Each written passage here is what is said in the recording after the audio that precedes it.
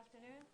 Thank you all for joining us this afternoon. My name is Yu Tatsumi, co-director of the East Asia program and director of Japan program here at STEMCEN. We are actually competing with the biggest Jewish religious holiday today, Yom Kippur. So despite that, I appreciate all of you coming out. This endeavor, the STEMCEN's collaboration with the Canon Institute of Global Studies that began back a couple of years ago. When we started out this effort, we thought there are so many venues that talk squarely about the U.S.-Japan bilateral issues, like alliance management, Okinawa's base, trade, but there really was not a fora to talk about what Japan thinks outside those bilateral arrangements and how would that jibe or doesn't mesh with the United States. So we thought it would be a fun conversation to have, and not too many other places I thought we were doing that. So I thought we would fill that vacuum, and hopefully we have been moderately successful. I'm very honored to have these two gentlemen with me today. Sitting immediate left of me is Mr. Kuni Miyake. Many of you know him already, so I don't bother spending time introducing him, except that he currently works as the research director at the Canon Institute of Global Studies in Tokyo. Before then, he was in Japanese Foreign Service. He was a Middle Eastern specialist, but then he also spent many years doing alliance management issue. And Kuni and I goes way back when we were both younger and have less wrinkles. Next to Kuni is Dan Twining. Again, Kuni's longtime friend and have become a good friend of mine since also. He worked for late Senator John McCain for many years on the Senate, and then now currently, and then also served as the director of the Asia program and a counselor at German Marshall Fund for many years. And now, most recently, he has been serving as the president and CEO of the International Republican Institute. And we're really excited to have these two gentlemen. And today's conversation's theme is the post-election priorities for Japan and the United States.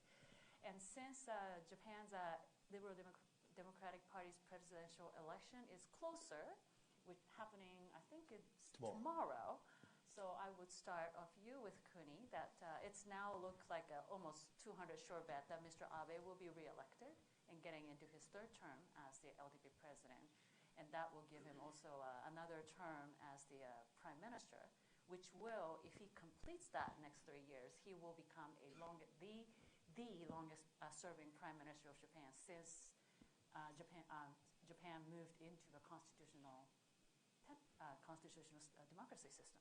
So with that, what do you think Mr. Abe tries to accomplish in his final years as the prime minister? First of all, happy Yom Kippur Day. This is the only day available for me, so I had to come here on the 19th. But in Tokyo, to the best of my knowledge, at least I was not paying due attention to the LDP presidential election anymore because it was already finished sometime in the summer, in my view, when Mr. Kishida dropped out. That was the end. So what's happening is, of course, it's a democratic process inside the LDP, and Mr. Abe will win, and he has to win a landslide overwhelmingly. But probably it seems to me that he's going to be winning with very much comfort because Mr. Ishiba is trying, but I don't think he can win majority votes from the LDP members, not the parliamentarians. As far as the parliamentarians are concerned, Mr. Abe enjoys almost 80% of the votes of 405. So probably the result is already there, and I'm not excited. So he will enter the third time the day after tomorrow. And what does he do? I don't know. He's been doing his job for the past 6 years, and probably a few more years to go. Will he try to amend the constitution? Probably he wants to, but he Can he do it? I do not know. I don't think he can easily. And other businesses, there are a lot. And one of the most important things could be how to deal with Mr. Trump. And so far so good, but Japan is no exception to other allies. I mean those countries who suffer from the difficulties coming from Washington D.C. And unfortunately, we will sooner or later face some difficulties. But it's also predictable. So as far as I'm concerned, I'm much more concerned about the dramatic or even systematic change in the national security environment in East Asia, and especially in Northeast Asia, which has been caused by Mr. Trump, to be honest. So I like to take questions about the LDP presidential elections later, but I like to focus on the rapid change in the strategic environment in East Asia later. Thank you, Kuni. Dan, so Kuni just talked about so many changes that which has been kind of triggered by Mr. Trump's coming into the office, and now we're getting into the midterm election season here in the United States as well. And past November, what do you see? What do you see as the Republican priorities, especially when it comes to Asia? Right. So let me just say I'm delighted to be here. I'm looking forward. There's lots of wisdom in this audience. I'm looking forward to engaging with all of you. I also come to these partly just to listen to Kuni, so I'm really happy to be here with you and Yuki. I should also say I don't work for the president. I run a nonprofit organization that works around the world to support democracy, which is nonpartisan, even though we have a lot of Republican luminaries on our board.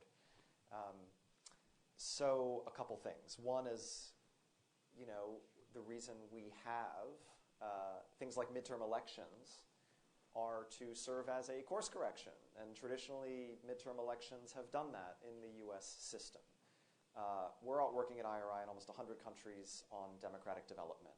And sometimes people say, well, gosh, democracy isn't working perfectly in the United States. And we say, well, that's why we have things like independent institutions and an independent judiciary and a free media and things like midterm elections and a Congress that, frankly, is as powerful, perhaps more powerful than the president.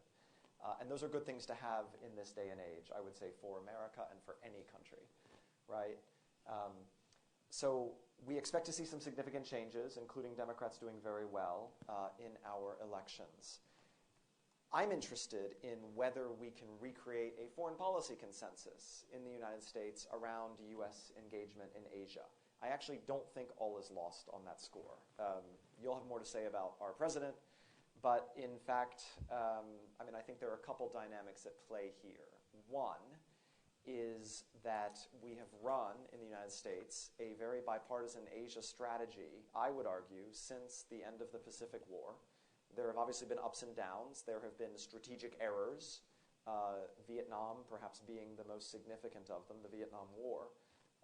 But in fact, there is a lot of consensus across the U.S. system, including in the Congress, including in the Defense and State and other relevant departments, around our posture in Asia, the centrality of the U.S.-Japan alliance, which I would argue is more important today than it was 20, 30, 40 years ago. It's more important today, given the tectonic shifts that Kuni outlined. The enhanced military posture that America is deploying in the region. We actually do have an enhanced military presence. We are actually growing the U.S. Navy after a long period in which we were cutting it. Defense spending in the United States between 2010 and 2016 fell by a quarter. It fell by a full 25%. And that was not good for the balance of power in Asia. That was not good for our allies in Asia. The fact that it is growing strongly again, I think, is a hard power contribution that is valuable.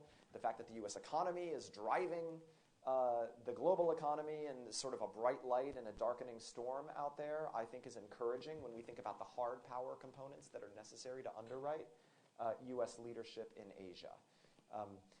I think a lot of us are still waiting to see what the trade strategy is. It doesn't feel like all of President Trump's cards in his deck have been played. There is a lot of support in Congress among Democrats and Republicans and out in the country for rebalancing U.S.-China economic relations. We can talk more about whether the administration is doing that in the right sort of ways. We are all waiting to see what will come in the wake of TPP, which if you were going to design a strategy to ensure that China did not lock down Asia economically, it would probably look something like TPP. So we'd like to see what the play is there from the administration. But I actually think we still have a lot to work with, and we should not be too discouraged.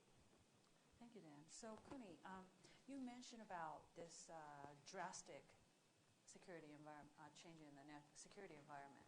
Potentially, yes. Potentially. If you can elaborate on that a little bit, right. I'm a little curious about that. I will talk about what I call the beginning of the end of the system of 1953. The system was created by the Armistice Agreement of the Korean War back in 1953. Although that agreement officially divided sort of the peninsula, but also provided opportunity of stability. And we benefited a lot from that. Now, without the Armistice Agreement, there will be no miraculous economic comeback of Japan in the post-World War II era, and there might have been no miracle of Hangan in South Korea, and probably the China's open-door policy might not have been as successful as they had been. So the Armistice Agreement provided a golden opportunity for the economic prosperity in East Asia. But unfortunately, Mr. Trump might have unraveled the system of 1953 on the 12th of June in Singapore by giving Mr. Kim Jong-un excessive international recognition, then without getting much from him. And probably that would weaken the system of 1953. And unfortunately, after the 12th of June, two things are clear to me. I hope I'm wrong. I hope I'm wrong, but two things are clear. One, the North Korean nuclearization might be irreversible. Number two, there will be virtually no military option to solve that issue anymore. That means what? We'll have nuclear-armed North Korea in the vicinity of Japan and East Asia. Then we have no remedy for that. So we are getting back, well, we are not back, we are getting closer to the European continent in the 1980s when they had a debate over the SS-20s and Pershing II mid-range missiles. And there was an issue of decoupling. So decoupling issue wasn't there. It wasn't there in Japan or in East Asia for a long, long time. But finally, the day has come to discuss the issue of decoupling. So the system of 1953 is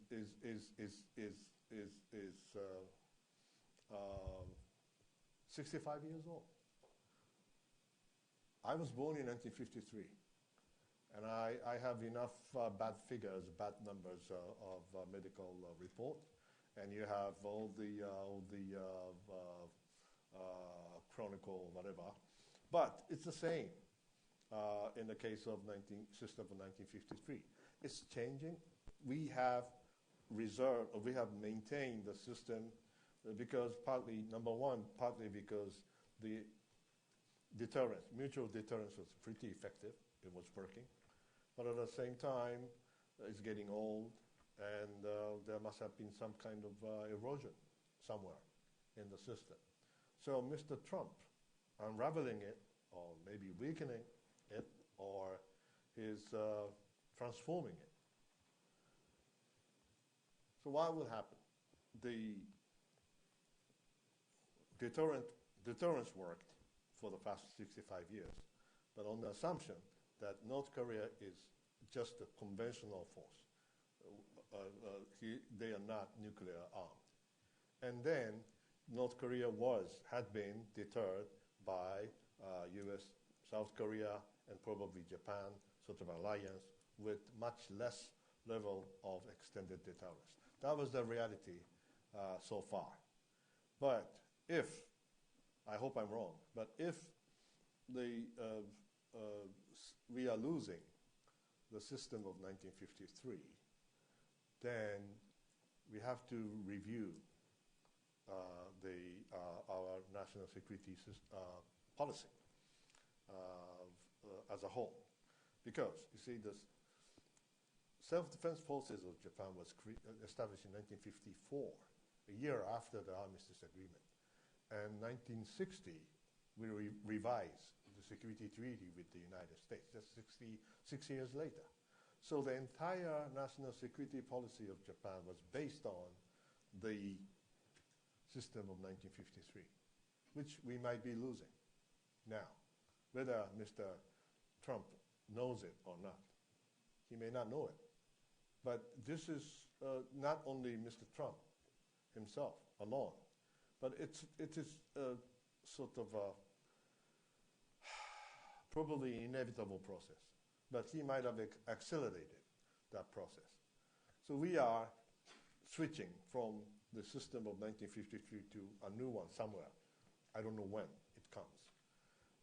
If we had a better negotiation on the June 12th, we could have been able to predict better what would happen next. But at this moment, I do not know what's going to happen.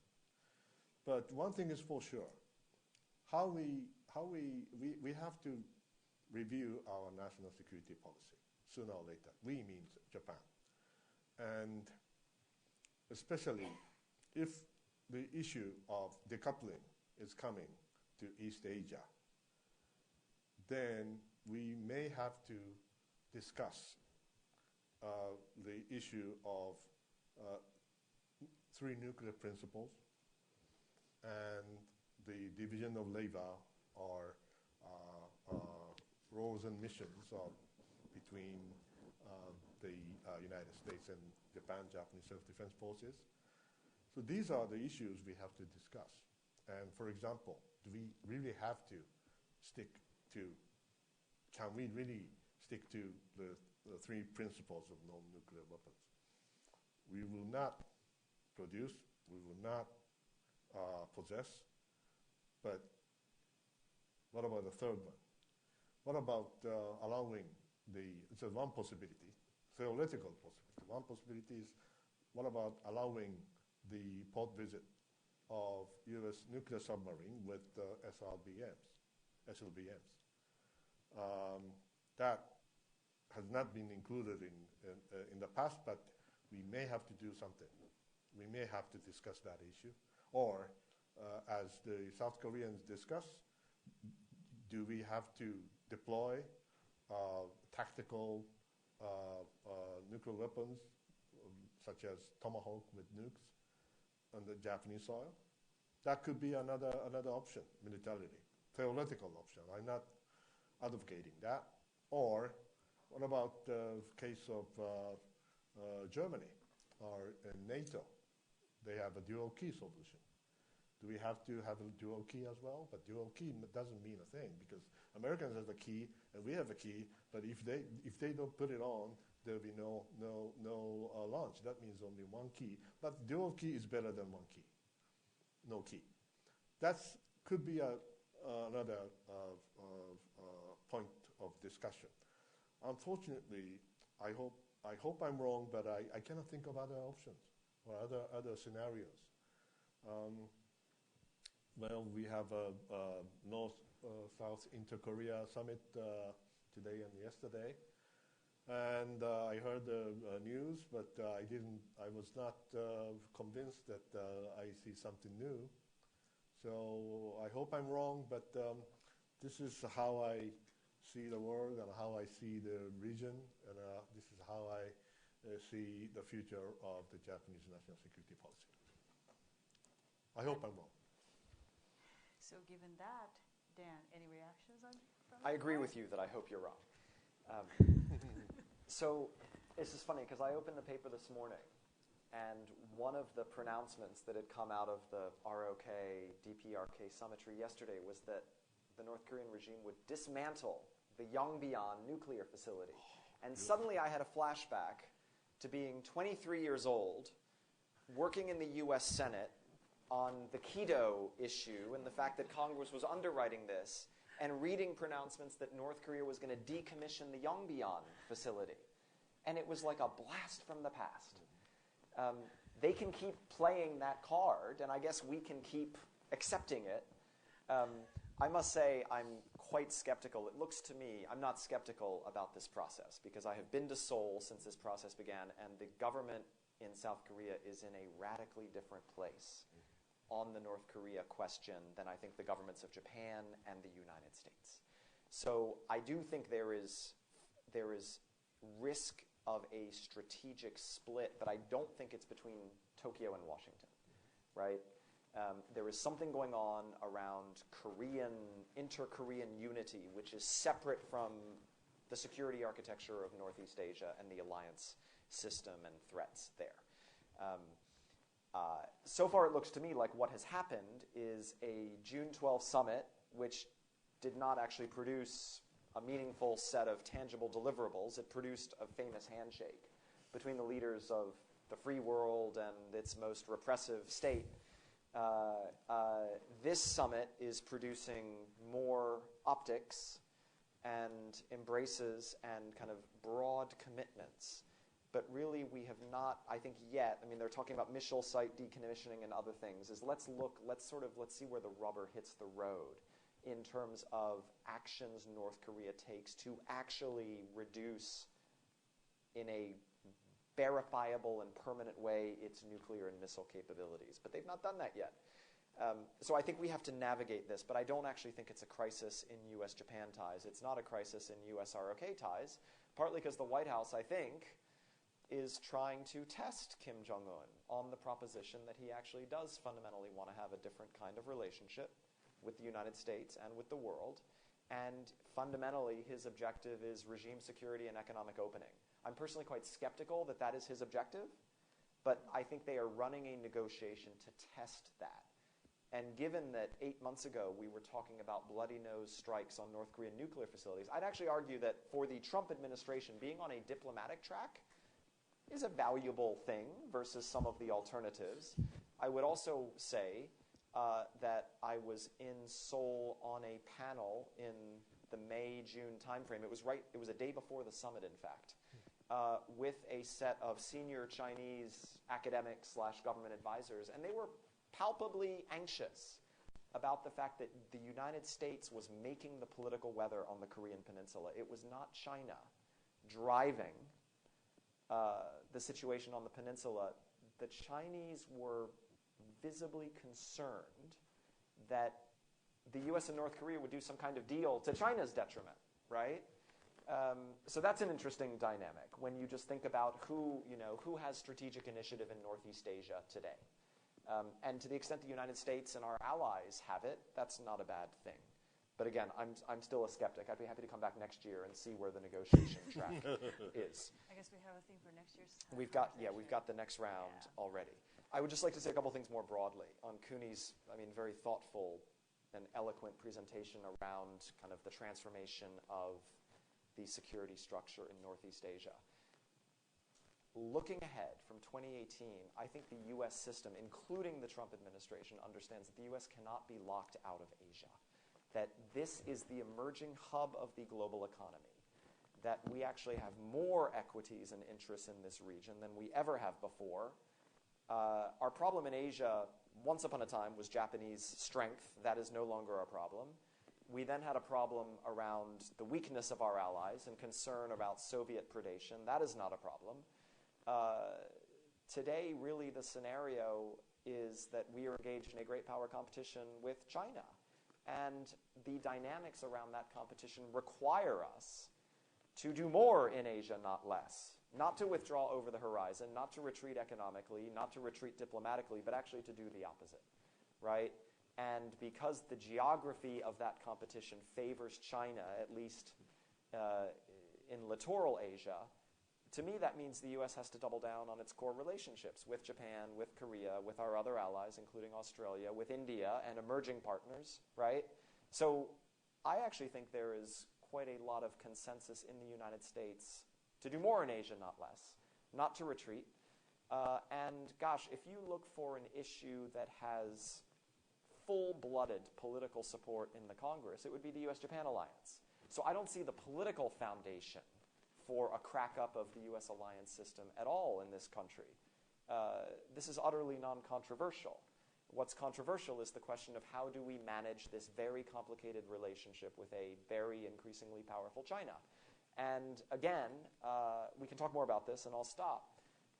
But there is a lot of concern across the Western world, not just in the United States, around China's mercenary and predatory trade and economic practices, around the nature of its foreign investments and the fact that there is not reciprocity, around the nature and quality and scale of China's influence operations in so many democracies, including places like Australia, right, including the United States. The U.S. Justice Department just yesterday, or just today, is declaring as foreign agents several prominent Chinese news outlets, including Xinhua, as agents of influence of a foreign government. We're in totally different terrain.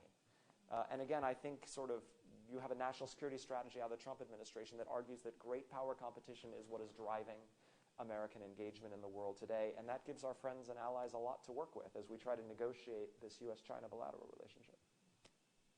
Thank you both. I think we have a lot to chew on here, so I'm just going to go ahead and open up the floor to the question. And if you can wait until the microphone gets to you, believe it or not, this is public, so we are trying to record this and transcribe it. So, Russ. Thank you. Russ Deming, Cooney, great to see you, and I always enjoy your view. I agree very much that we are in a major shift here, and decoupling is a major issue, how we handle it. I'd like to broaden out a little bit to sort of Japan's relations with other key players, particularly Russia. What's going on there? I mean, Putin, the last week or two, suggested a peace treaty. We'll worry about the territorial issues later on. And I was quite surprised by sort of the little muted Japanese reaction. In fact, muted. Prime Minister Abe saying, well, that shows how serious he is about improving relations with Japan. Former Mr. Kono has been a little more outspoken. But Mr. Abe has been pursuing that. I don't know how many summits there have been, more than 10, 15 between Mr. Putin and Mr. Abe over the last 5, 6 years. What's going on? Any prospects there at all? And how does this play into Japan's broader strategic framework?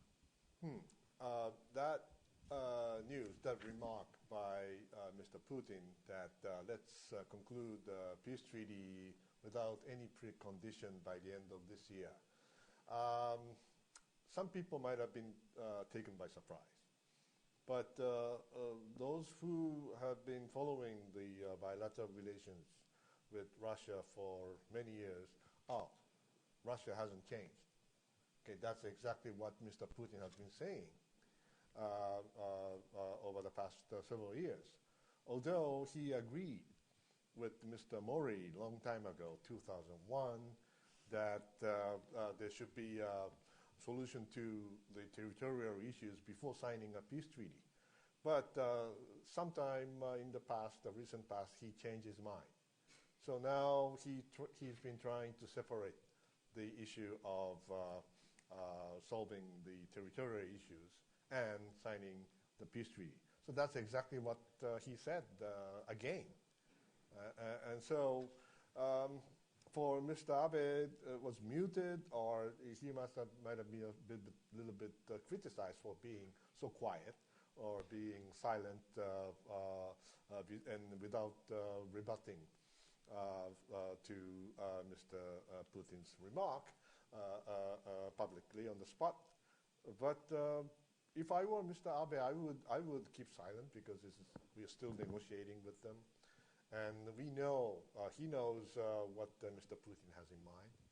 But the rebutting doesn't mean a thing because he won't change his mind.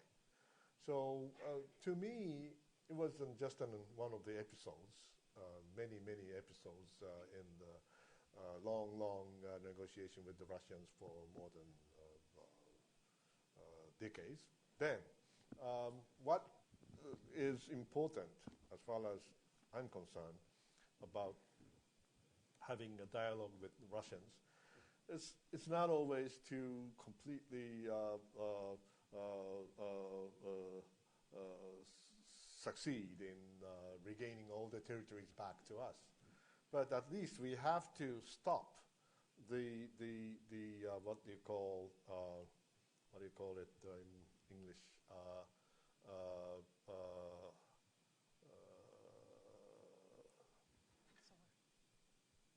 Limitations. I forgot the word. Jiko.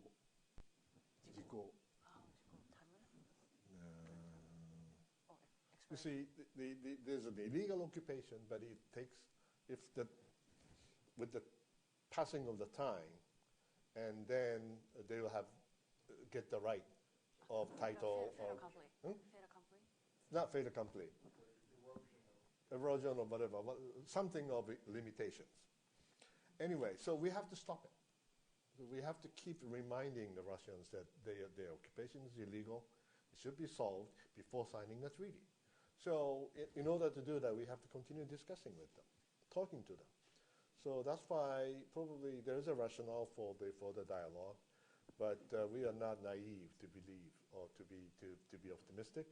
But I think that's exactly what's happening. But the timing was just before the presidential election of the LDP, so that's why some people just try to make a fuss out of it.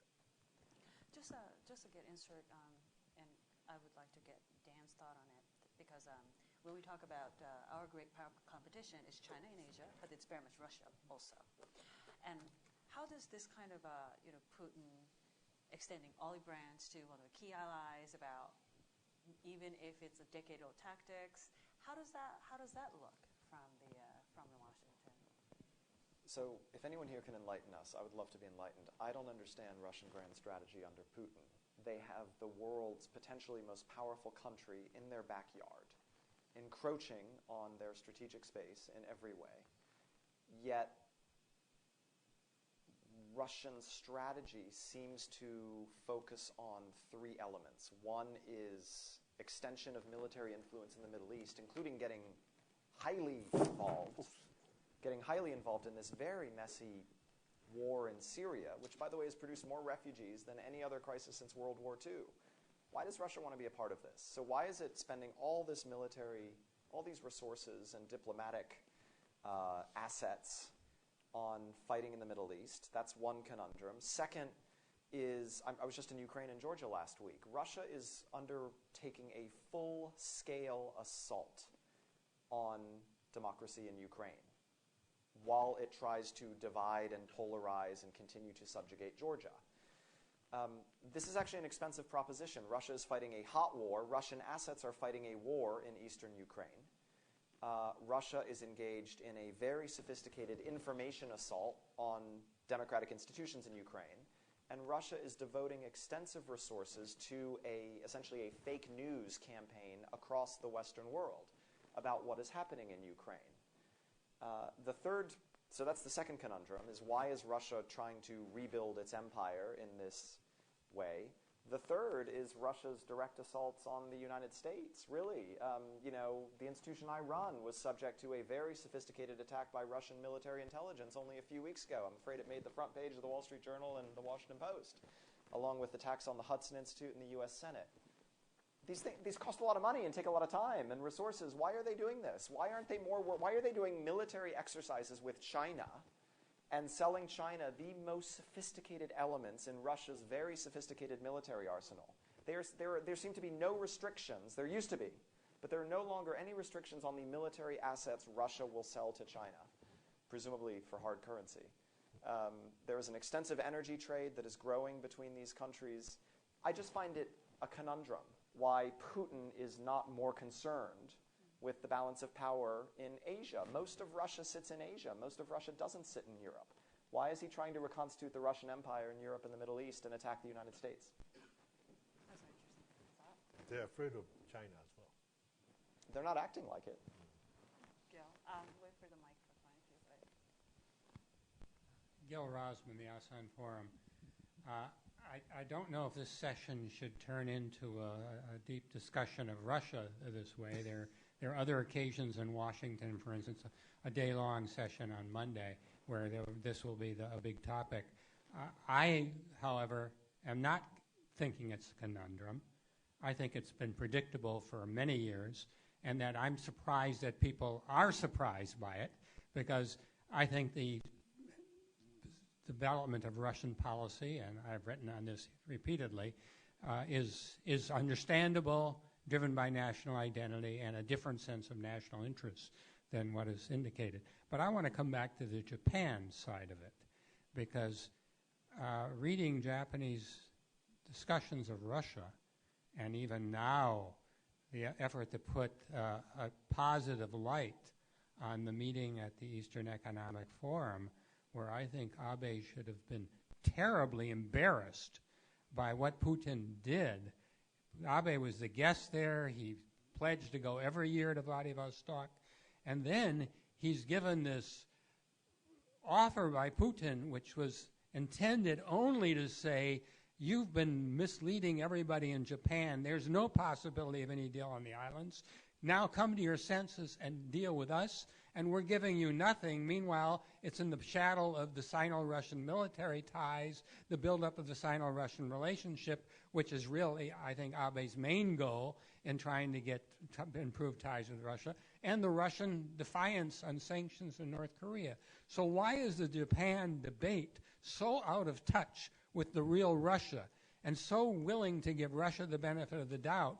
Isn't this a sort of desperation in Japan for an outcome that seems highly unlikely? And hasn't this been a number of years, given the tensions between Obama and Abe over Putin in 2014 to 2016? Can you enlighten us on that? What's going on in Japan with this faith in Russia, and as if 2+2 talks between the military and defense and the foreign secretaries actually lead to any improved understanding and cooperation when Russia's building up its military around Japan and trying to force Japan to change and build up its military in the north rather than the southwest? That's my understanding. Well, thank you, sir. Please make no mistakes. We are not naive, as you said. We know exactly what the Russians are. Since before the revolution, we know them because they are our neighbors as well. And I do not challenge your argument because they are bad, to be honest. But that is not the only issue. At least the Europeans don't feel that way, but we have two different kinds of adversaries instead of one. If you are located in Western Europe or Eastern Europe, you have only one country to be worried about. But we have two. And unfortunately, they are all neighbors of ours. And you cannot have two. One at a time. That's my strategy. So I'm not advising Mr. Abe at all, but you cannot have two at the same time. And as far as Russia is concerned, they are not trustworthy, but at the same time, as I said, and I remember now the word I forgot, statute of limitations, okay? So we have to continue talking to them, and of course, it takes time, may not be successful, but by talking and keeping the possibility of some kind of solution in the future, still honorable, just, but realistic solution of the issue for the future. I think there's a great rationale for talking to the Russians. But at the same time, as you mentioned, we know what the Russians are. And we will never forget that. But we know how to deal with them as well. But having said that, we cannot have two at a time. One at a time. That's my solution and my strategy. Andrew. Thank you. Hi, I'm Andrew Oros from Washington College. I wonder if I could be a little bit of a itazurako and cause some debate between the panelists, because in my own personal view, it seems to me, Kuni, that your characterization of how badly Trump has damaged the system in East Asia is too negative. But Mr. Twining, it seems to me also that you're downplaying any of the serious damage that Trump policy may be causing in Asia. And it may turn out, I mean, this is an evolving situation, so it may turn out that some of his gambles pay off, or bets are calculated, strategy pays off. But right now it's a little unclear. And so I just wonder whether either of you would be willing to sort of take on, I guess, the other on some specific aspects of where it seems that Kuni's negative characterization is pretty negative, or Kuni, how Dan's characterization is very positive. Between the two. Really? It seems to me a very, very wide discrepancy. I guess he tried to get you two to disagree. To make it make sense. You see, what I'm saying is something Dan Twining cannot say here in Washington. Period. Dan is neither confirming nor denying. No, but I'm happy to, I mean, if you would like my critique of U.S.-Asia strategy today, I would say we do not have a strategic approach to economic engagement in Asia, which TPP was. We are underplaying the soft power side of American leadership in Asia, which includes not just economic engagement, but all forms of support for democratic institutions, regional summitry, exchanges, all of that, right? The toolkit of influence. You know, most of America's power, our hard power, is not usable in Asia in a scenario short of war. There was always a deterrence effect. But day-to-day dynamics all involved diplomacy, development, democracy, all forms of engagement short of conflict. And I think we are just underplaying our hand in that regard. And one reason China has managed to make the strategic gains it has in the region is because they do have a very sophisticated understanding of the broader toolkit of influence and are deploying it, from the Belt and Road to Confucius Institutes to all the exchanges that go on. Every Asian elite I meet seems to have recently been to Hainan Island on an exchange paid for by China, right? I mean, we used to know how to do these things. During the Cold War, we had Fulbrights and the Peace Corps and broadcasting, so I don't think we're actually bad at it. We're a bit out of practice in terms of our engagement. But of course, the business, so much of the business of Asia is business. And I think a lot of our friends and partners and allies would just like some more coherent understanding of our approach to trade and foreign investment in this region.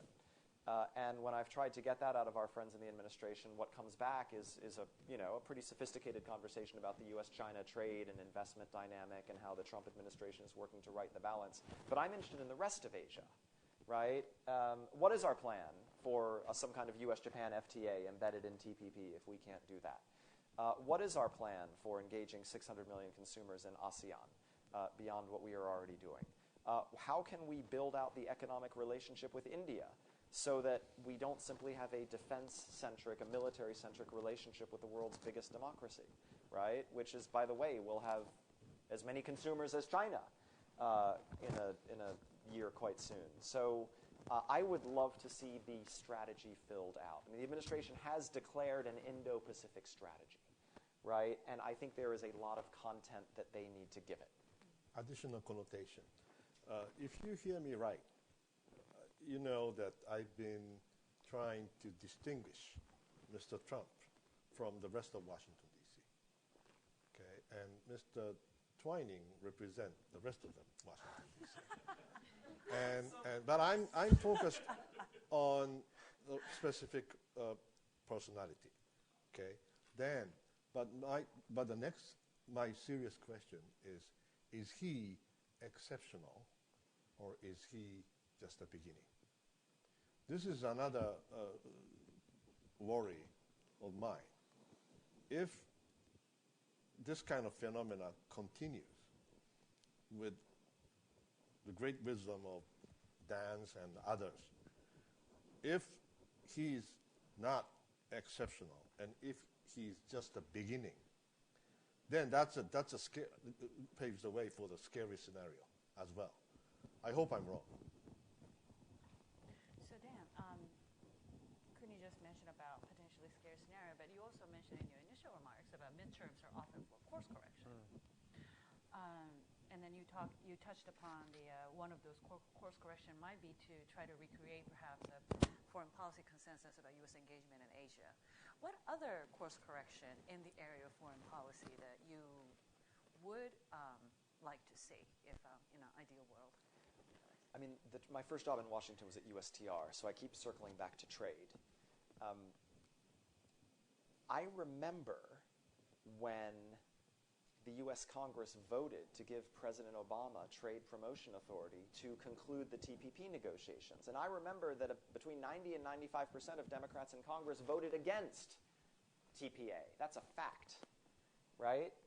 So his own party voted against him during the Obama years. He was able to complete the negotiation. One reason it never came to a vote is that the Democratic nominee for president, Hillary Clinton, said she was opposed to TPP, as were 90 to 95% of Democrats in the Congress.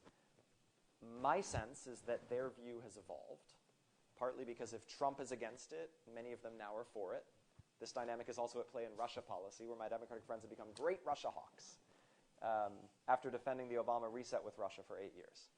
So perhaps the dynamic on trade has changed. Perhaps there is a much more acute awareness among Democrats of the full spectrum challenge China poses to American influence and leadership, and that will cause some of them to reconsider their views on trade. Let's see. I think that's to be determined. I think you will see if Democrats take the Congress, or the House at least, you will see less pressure on the foreign assistance budgets. Now, I should say that funding, kind of the foreign aid bill by and large, actually funding has been quite strong. The White House will send forward budgets proposing a 30 to 40% cut to State Department operations or foreign assistance, and the Congress under Republican leadership has not wanted to commit on that, and in fact has plussed up a number of those accounts. I do think Democrats probably would be perhaps even more generous, and when we think about, again, the toolkit of American engagement, that foreign assistance budget is important, and if we can use it more strategically, that would actually be valuable. So 2 things to watch. Thanks, Dan. Okay, we're open to the questions, so if you can wait until the mic. Hi, my name is Anthony Volk, and I work for the Institute for State Effectiveness. And my question actually was more about Japanese domestic politics. So about, a year ago, the Aso faction merged with 2 other smaller factions and formed a larger one, larger than, if I remember correctly, Abe's faction, or the one he's a member of. Do you see in the next few years any sort of challenges to Abe's leadership, especially if there's another scandal similar to the Moritomo Gakuen scandal and the, accompanying failed vote of no confidence? And if that were to happen, do you see any sort of policy changes for Japan over the next few years? I guess that kind of leads me to the question that many of them have not been asking, because Mr. Abe has been in the office for so long, that what happens post-Abe in political leadership in Japan? I'm not the right person to ask.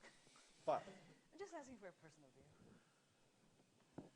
first of all, the LDP internal politics has changed. LDP used to be a coalition government, coalition party, a coalition of several mini conservative parties. You know, when the electoral system was, the district was larger, then you have multiple seats in one district, then you can have several factions inside the LDP, or those mini factions, that is the mini party, conservative parties, made a coalition. That's the LDP. That was before the 1990s. But now it's basically the single seat district system has completely changed the internal politics of the LDP. So now the president is so powerful because he has a right to endorse a candidate. And it's not a coalition government anymore, coalition party anymore. It is one party. So the factions' role have changed as well. Unfortunately, that's a reality. So having said that, Mr. Abe will be elected for the third term, but it doesn't mean that he would be there until 2020-something. Anything happens, because this is not a presidential system. It's a parliamentary system, so anything could happen. Although I'm a great supporter of Mr. Abe, but to see the situation objectively, Japanese always want something new, okay, even the government. So we used to change the government every year, but that was too fast. Okay? But 5 years is long. 6 years is long, and long enough, maybe sometimes. So people are tired, to be honest with you. Doesn't mean that they can change the government, but we have to keep in mind that it all depends on the popular sort of voices. And still, he is supported, and partly because, not simply because, not only because he is strong, but also he doesn't have challenges. The opposition is so weak, and there are no potential challengers inside the LDP. So as long as those people are weak, he could stay in power for a while, but it could happen at any moment when he will face a difficult political difficulty. That would, you'll have the last question.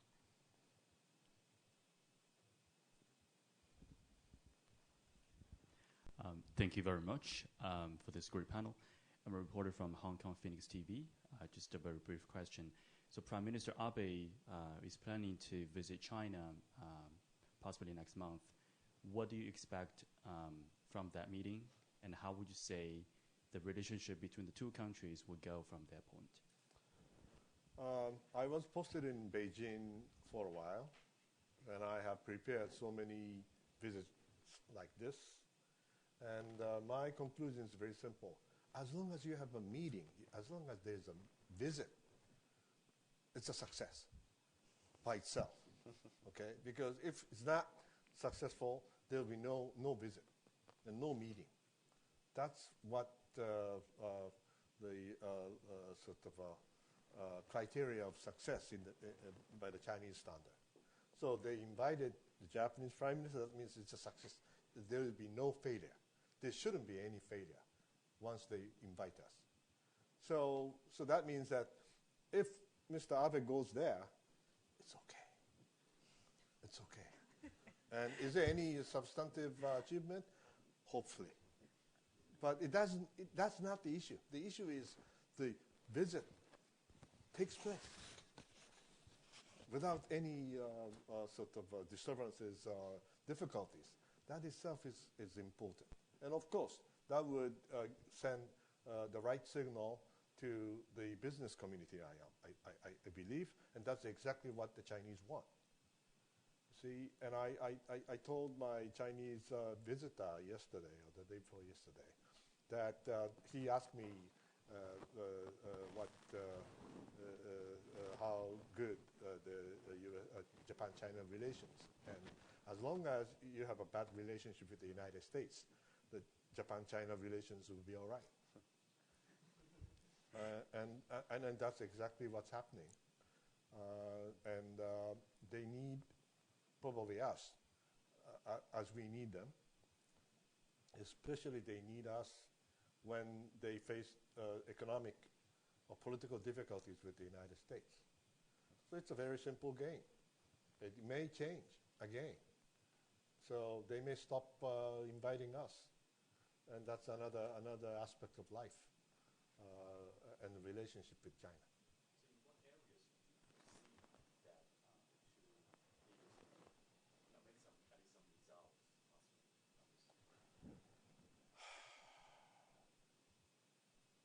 There will be no strategic success because we have a strategic problem with China. But there could be some tactical achievements, improvements, maybe hotline, more close dialogue, exchange of information, but it's all tactical. And could be tentative, I hope not. Hope it should be permanent. Hope it will be permanent, but it depends on the political situation. So I'm not naive either.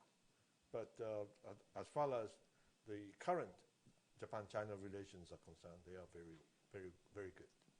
And I hope it will continue. Any reaction to that, Dan? Obviously, we have very... I mean, I'd be curious if North Korea comes up and what that conversation looks like and whether there is any alignment of interest between Beijing and Tokyo on North Korea, or whether, in fact, they are diametrically opposed. Is China still approaching Kim Jong-un as a client? Does China still have as an overriding goal to diminish any foreign influence on the Korean Peninsula? Or, in fact, has the very different dynamic on the peninsula this year created some diplomatic space for great power cooperation in Asia? I mean, I worked in the Bush administration on the six-party talks, and that was our idea at the time, was that there was space for great power cooperation in Asia around the North Korea question.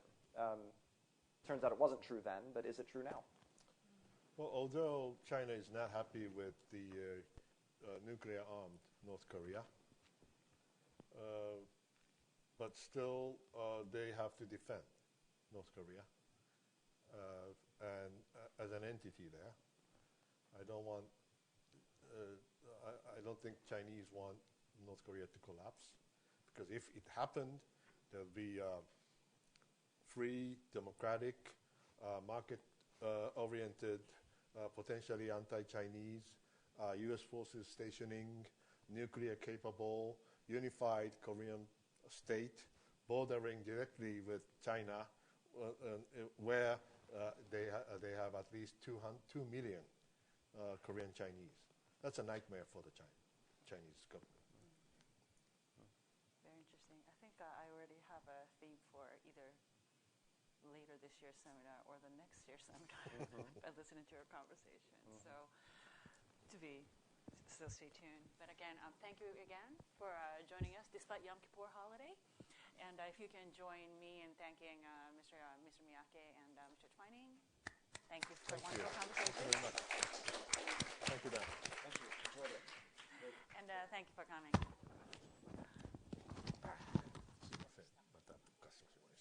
Yes. Thank you. Oh, yes. Phoenix. Tokyo, yeah. Huh? No, Xiaojie.